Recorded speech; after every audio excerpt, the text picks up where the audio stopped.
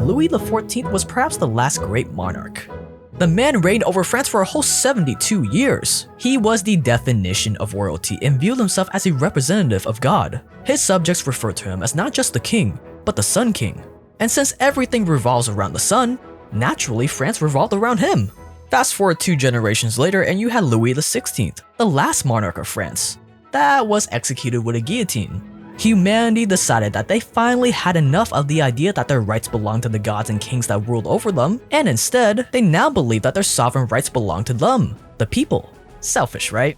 Now this is definitely an inconvenience to the aspiring power-hungry individual like ourselves. But not to worry, because even though you can't be a king anymore, there is an alternative. As democracy started popping up all over the world, would-be kings realized that they couldn't just seize power by force or violence alone anymore. Sure, you can definitely still seize power today with a coup, invasions, assassinations, but what these early democratic dictators of the 21st century learned is that naked power has an expiration date.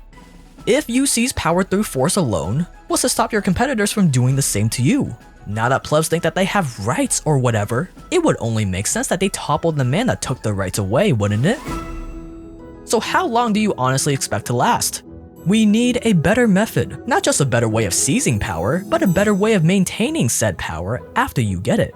A modern day take on the kings of the past, but that can coexist in our more democratic world. We need to learn how to be a dictator.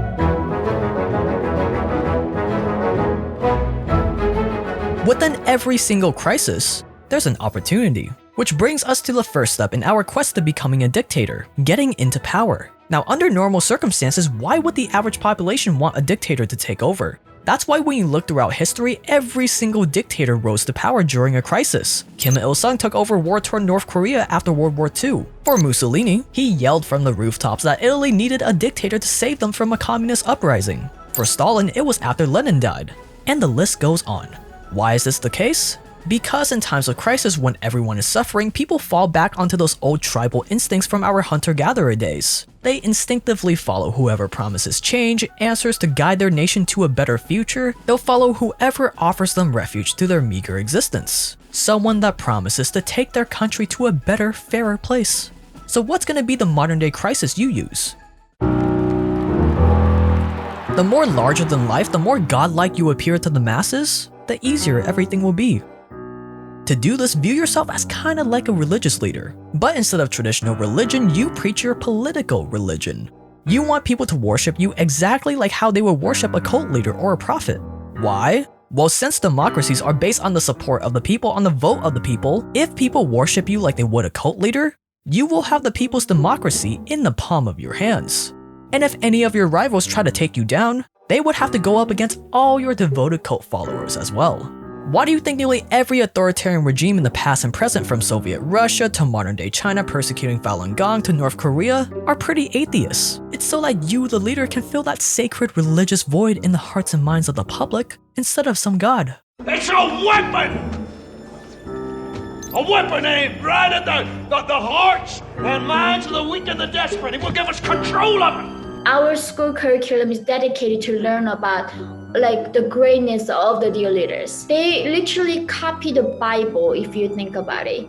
So they put Kim Il-sung as the God who loved us, who was chosen by this universe and loves us so much. He gave us his son Kim Jong-il, which is Jesus. And when we die, we become with them and we go eternal paradise with them. Pick an edgy sounding ideology off the internet and put your own twist on it to use as your gospel. For Kim, it was socialism and communism, but with self-reliance, which he branded as Juche. For Mussolini, it was fascism, but it was really just centered around how he was the best for the job. Basically, if it feels new to the people, if it makes them feel good, and if it sounds fair and just, you're golden. Don't get hung up on this too much. Your political ideology is just for appearances. It's just the vehicle you're gonna use to seize power. Once you're in power, all that stuff can go out the window. As Shakespeare said, all the world's a stage. And as a political cult leader, you have to treat yourself as an actor on that stage. Hitler saw himself as Europe's greatest actor. Mussolini saw himself as Italy's finest actor. He carefully studied certain gestures and poses to see which commanded the most authority. He tensed up his facial muscles, jaw, and voice in public while letting them relax in private. Every word, every gesture, every tonal change in your voice, every aspect of your body language contributes to putting the populace under your spell, so make sure you make the most of it. Get in front of the public eye through speeches, rallies, tours, TV appearances, interviews, social media. The more public support you have, the easier it will be to rise up in power. And when the time is right, it's time to take the throne. Now there's no real set way to go about this. In the case of North Korea, Kim Il-sung was luckily put in power by the Soviets without actually having much public support. For Mussolini, he convinced everyone that only he could save Italy and was granted the prime minister position. In your case, if you have enough public support, maybe a violent coup will work. But however you seize the throne, it's time to get that propaganda machine running.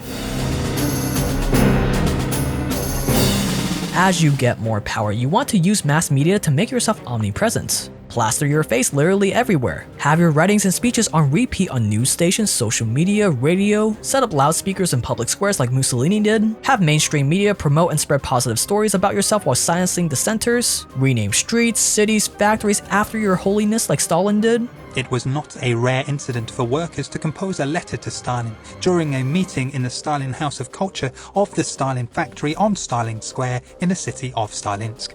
Depending on how desperate your subjects are, exaggerate your story like Kim Il-sung did. Like how he had superpowers, could fly through the air, tunnel through mountains, that kind of stuff. I heard he doesn't pee or poo. He works so hard, he burns the energy from inside. You tell me my man doesn't have to think of poo. Basically, you want your subjects to feel as if wherever they go, their great leader is watching over their shoulders 24/7. I hope this office isn't bugged. Of course, Comrade Stalin would be able to tell the difference. He's the great man with the great ear. 2 great ears. Sharp. You know, when I was a child, very first thing that my mom told me was not to even whisper, because the birds and mice could hear me. What if I slip some wrong word? It's not gonna just kill that person, it kills entire 3 generations of that family. You also want to make it a requirement to publicly praise you and worship you, or else they'll face some severe punishments. Why do you think North Korea forces everyone to bow to their giant statues every time they pass by? Why do you think Xi Jinping of China forces his subjects to repeat phrases like "I love the Chinese Communist Party"? They're not stupid, they know people aren't just gonna magically love them just because they bow to a statue. No, the goal is to create that illusion of public support as you get more and more tyrannical. If you're in North Korea and everyone around you is worshipping and praising Kim Jong-un, and you know that people who question him get snitched on and are thrown into labor camps or killed, who can you trust? Who can you confide to? Forcing people to praise the leader in public makes it harder for people to band together to try to take you down. Or in other words, if everyone is lying, how do you know who's really lying? I'm going to have to report this conversation. Threatening to do harm or obstruct any member of the Presidium in the process of looking at your face.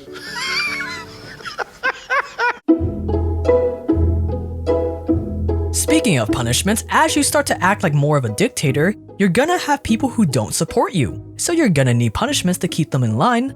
The go-to punishment every dictatorship has used in the past are for some reason labor camps, with the more severe punishments being death, of course. And as your populace becomes more and more submissive, you can have more and more severe punishments. A man wrapped the book with a newspaper containing Kim Il-sung, 5 years in a labor camp. A man touched up a badly executed poster of his great leader, 5 years for you too. This combination of pure fear and heavenly worship makes for a powerful mix. When Kim Il-sung died and you see everyone crying hysterically, it wasn't just because those people genuinely loved their benevolent leader. No, I'm sure there were some people like that, but it was also because if you didn't join in on that mass hysteria, you would stick out like a sore thumb and the secret police would haul you off to a labor camp. This made the mob try to outdo one another in mourning so they wouldn't get punished.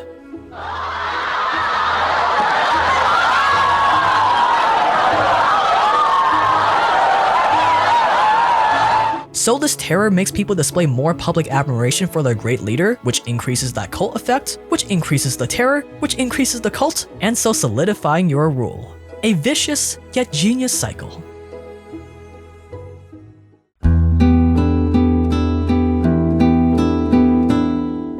From there, all you have to do to increase your power is scale up the insanity.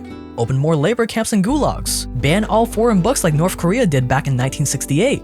Because a more uneducated populace is always easier to control. Be like Stalin and force all broadcasters to end every sentence they say with, "Thank you, Stalin," or "For I am joyous, Stalin." Organize your subjects in the classes based on their loyalty to you, and use that to determine how much food rations they get, their education, employment, everything, just like North Korea. Even where I live, who I can marry, what can I do in life is determined by my political class in the country. If you think this sounds eerily similar to China's social credit score system, that's because it pretty much is. Being discredited makes it hard to get a job, a loan, a hotel room, or put kids in certain schools. As you give speeches around the country, send pink slips ordering locals to attend, or they'll get fined or prison time, in the case of Mussolini. Ban things that make people feel like individuals, like love songs, love stories, folk tales, theaters, classical music, just like North Korea. The regime, the government telling us what to wear, what kind of haircut you can have, what kind of makeup you can have, what kind of pants you can wear, what kind of song you can sing, what kind of movie you can watch, what kind of dance you can dance. Purge out the government of people who disagree with you and replace them with a bunch of yes men. Rewrite history to glorify you. Use secret police, spies, informants, interrogators, torturers. The sky is the limit. And if you do your job right, the next generation that grows up under your rule will have no idea how things were in the before world. When the first generation dies off, you'll be left with a populace that thinks that this is just how things are, and they won't even know what the word freedom is, much less what it means. But the real test of your rule, the real test of your dictatorship, is whether or not you'll number 1, die of natural causes like how Mao Zedong of China and Joseph Stalin did, and number 2, if your reign will live on after you're gone, making North Korea history's ultimate dictatorship that's 3 generations deep. Now, if you don't have what it takes to be a dictator, or you don't want to get violently overthrown, well, this is where today's sponsor comes in. There is none. Because apparently, this video was too controversial. So I tell you what, if you enjoyed this video and want to support us financially so we can make more and better videos, check out a course I made on how to go remote. This is how I got my start in this whole make money online thing with a $40 per hour work from home web dev job when I was 19 years old, and I believe that this is the most practical way for you to get started as well. You don't have to start a business from scratch, you learn valuable skills on your own time while making consistent money so you're not starving to death, like those poor people in North Korea. And as we've seen in recent times, remote jobs are a lot less fragile than traditional ones. And my favorite part is that you can use remote jobs as a jumping off point for whatever you want. Want to eventually get into business like I did? You learn a lot of valuable skills that transfer over, and you can use your more flexible schedule to work on a side hustle at the same time. Want to be a digital nomad traveling the world? There's an entire community of remote workers doing that. And just like how companies are realizing they shouldn't have their entire supply chain completely dependent on one place like China, companies are also realizing that they shouldn't just rely on in-person employees alone. And if I had to guess, that trend will continue. And with this course, it walks you through what jobs to go after based on your personality, what the best routes to learn it are, standing out when applying for jobs, interviews, basically everything you need from start to finish that I wish I would have known. And you can start your remote journey right now and support this ridiculous channel at the same time by going to jaketran.io/LLA with the link below. Again, that's jaketran.io/LLA with the link below. The sweet smell of California fires at night. So what kind of dictatorship are you guys gonna start? Let me know in the comments below. Theoretically, of course. If you enjoyed this video, there are plenty of other video essays coming out for free every single week on business, war, crime, power. So subscribe and turn on that notification bell. If you want behind the scenes stuff, day in the life kind of stuff, memes, me complaining about stuff online, you can follow me on Instagram at jaketran.io. But that's gonna wrap it up for this video. Thank you guys so much for watching. You've been awesome. I've been Jake. As always, stay dangerous, and I'll see you guys in the next one.